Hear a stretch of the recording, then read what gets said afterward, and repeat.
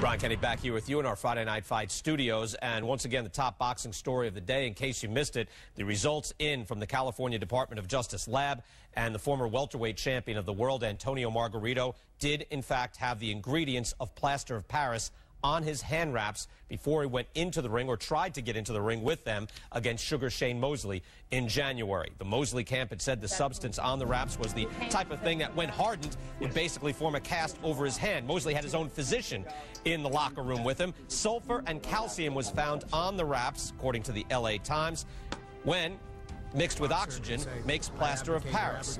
The California State Athletic Commission revoked Margarito's license and the license of his trainer, Javier Capetillo, for at least 1 year. A state official today in California said that the commission's decision appears to be supported by to Eddie Chambers, again a winner tonight, over one of the top 10 heavyweights in the world. So what happens from here, and how does this affect the heavyweight division? We bring in Dan Raphael of ESPN.com right now. Dan had scored the fight as well, watching on television. He had it 96-94 for the man who did win the fight, Eddie Chambers. Dan, you have your hand on the pulse of all these deals that are made. What does this do for Eddie Chambers? What are his options now? Hey, Brian. Well, Eddie put himself in a great position tonight by winning the fight, obviously. And he said in his interview that he was hoping for some kind of title shot in the next fight or two. I spoke with Dan Goosen, his promoter, and what they would hope for is, of course, a title shot, but they're realistic. They understand that Vladimir Klitschko is occupied for the remainder of the year. A fight with David Haye in June that's about to be consummated, and then probably a mandatory against Povetkin at the end of the year. So they would like to fight Vitaly Klitschko, or the winner of a fight between Chagayev and Valuev, which is for one of the other belts. So they would hope to get either of those guys.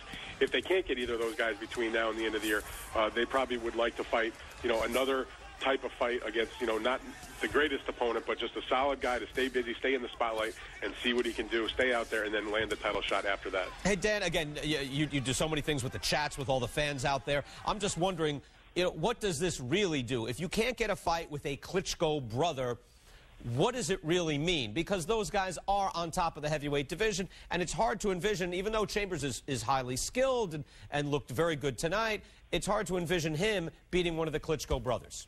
Hard to envision that. You're definitely right, but he does have boxing ability. But they can't just not fight, so they have to go down the ratings, take a look and see who's available, and see if they can convince one of those guys maybe to fight him if they can't get one of those title shots.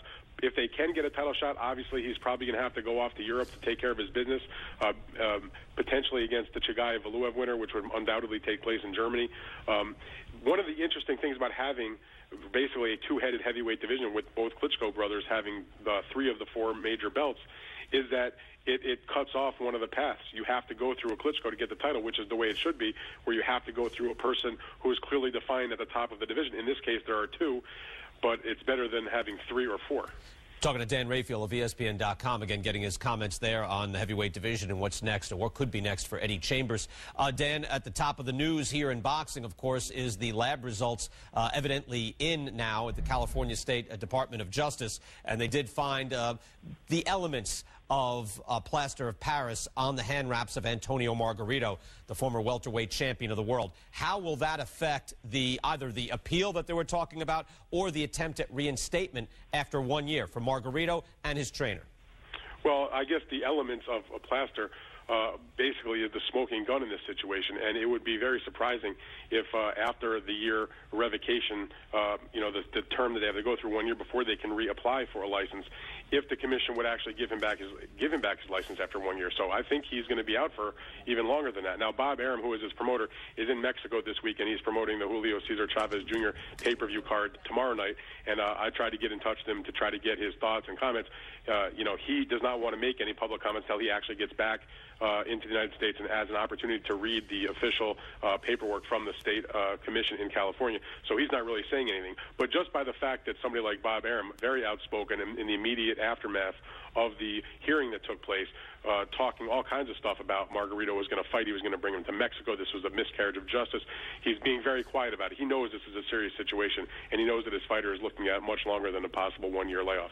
Yeah, well, he had to know it at the time, you would think, and saying that, this would have been different had he not been Mexican, when I think everybody's really looking at having loaded hands and not, what ethnicity, nationality he might be. What do you think this means now to Miguel Cotto? What do you think he's thinking about right now?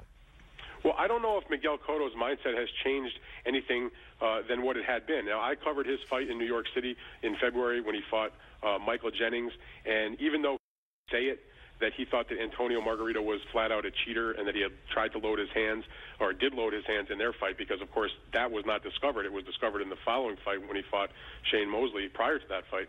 But Cotto, I think, at this point may be ready to come out and finally say, you know, this guy was a cheater. You could tell in the lead-up to the Jennings fight, even though he wouldn't officially say it and just come out and just basically smack him around in the public with his words, he was kind of steaming on the inside. You could tell by his body language and the measured responses to the questions that he wanted to say it. Now that it's been proven, according to the California people, that he had some sort of plaster element in the hand wraps before the Mosley fight, it does stand to reason. We do have to wrap up at this point. Again, good. Thank you for the comments there. Again, as could be looking at more than a one-year ban. Again, Margarito and his trainer Javier Capetillo eligible to try to get their licenses back after 1 year. By no means do they just get them back after 1 year. Well, that'll do it for Friday Night Fights.